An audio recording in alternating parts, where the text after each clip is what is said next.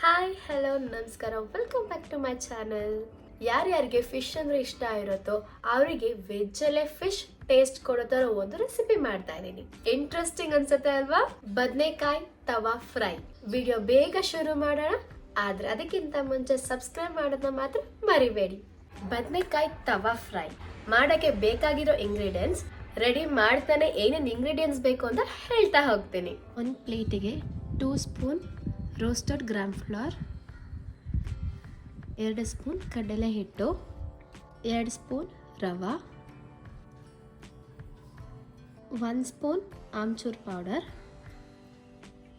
ಸ್ವಲ್ಪ ಅರಿಶಿನ, 2 ಸ್ಪೂನ್ ಅಚ್ಕಾರದ ಪುಡಿ,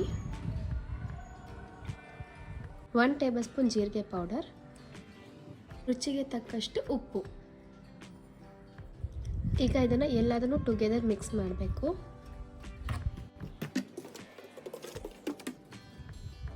ಈಗ ಇದು ಮಿಕ್ಸ್ ಆಗಿದೆ. ಈಗ ಬ್ರಿಂಜಾಲ್ನ ಕಟ್ ಮಾಡ್ಕೊಳ್ಳೋಣ. ಬದನೆಕಾಯಿ 250 ಗ್ರಾಮ್ಸ್ ವೇವ್ ಮಾಡುತ್ತೆ. ಇದು ಬದನೆಕಾಯಿ ಟಿಪ್ಪಲ್ಲಿ ಕಟ್ ಮಾಡ್ಕೊಬೇಕು. ಫಸ್ಟು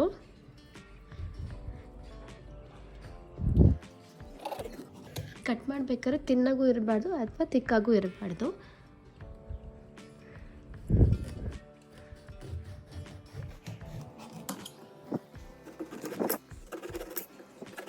ಈ ಸೈಜಲ್ಲಿ ಕಟ್ ಮಾಡ್ಕೊಬೇಕು. ಈಗ ಅದು ಕಟ್ ಆದಮೇಲೆ ಮಾಡಿಟ್ಕೊಂಡಿರೋ ಮಿಕ್ಸ್ಚರ್ಗೆ ಈ ಥರ ಹಚ್ಕೊಬೇಕು.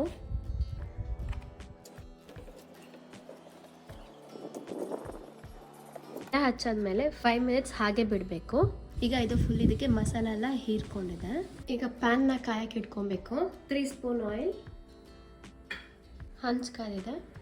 ಪ್ಯಾನ್ಗೆ ಹಾಕೋಕ್ಕಿಂತ ಮುಂಚೆ ರವೆ ಜೊತೆ ಅದ್ಬಿಟ್ಟು ಹಾಕಿದ್ರೆ ಕ್ರಿಸ್ಪಿನೆಸ್ ಜಾಸ್ತಿ ಬರುತ್ತೆ. ಇದು ಆಪ್ಷನಲ್, ಹಾಕು ಮಾಡ್ಬೋದು, ಹಾಕ್ತೇನೆ ಮಾಡ್ಬೋದು.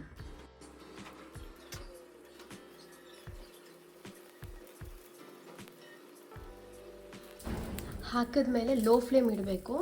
ಡ್ರೈ ಅನಿಸಿದ್ರೆ ಮತ್ತೆ ಸ್ವಲ್ಪ ಸೈಡ್ ಕಾರ್ನರಲ್ಲಿ ಎಣ್ಣೆ ಹಾಕೋಬೋದು. ಇನ್ನೊಂದು ಸೈಡ್ ಟರ್ನ್ ಮಾಡ್ಕೊಳ್ಳೋಕ್ಕಿಂತ ಮುಂಚೆ ಇದು ಮೇಲ್ಗಡೆ ಎಣ್ಣೆ ಹಾಕ್ಕೊಳ್ಬೇಕು.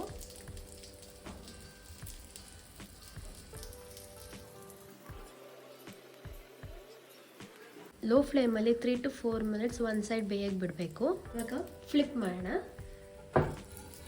ತಿರ್ಗಿಸಿ ಹಾಕೋಣ. ಸೊ ಈಗ ಇದು ರೆಡಿ ಆಗಿದೆ, ಸರ್ವ್ ಮಾಡ್ಕೊಳ್ಳೋಣ. ನೋಡಿದ್ರಲ್ಲ ಎಷ್ಟು ಈಸಿಯಾಗಿ ಬ್ರಿಂಜಾಲ್ ಬದನೆಕಾಯಿ ತವಾ ಫ್ರೈ ಮಾಡಿದೆ ಅಂತ.